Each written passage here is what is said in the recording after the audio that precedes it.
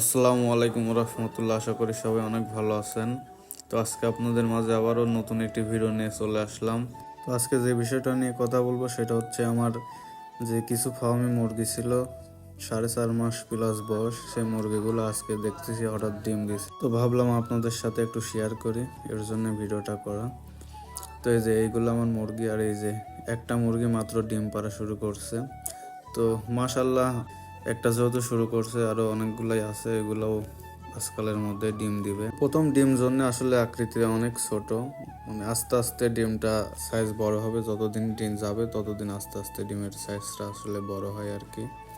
তো এই যে এটা ডিম, তো মুরগিগুলোর ডিম দেয় আসলে অনেক ভালো লাগা কাজ করছে মনের কাছে, যেহেতু ফার্মটা আসলে অনেক ছোট। আস্তে আস্তে ইনশাল্লাহ বড় হবে, আপনাদের দোয়ায় সবাই দোয়া করবেন।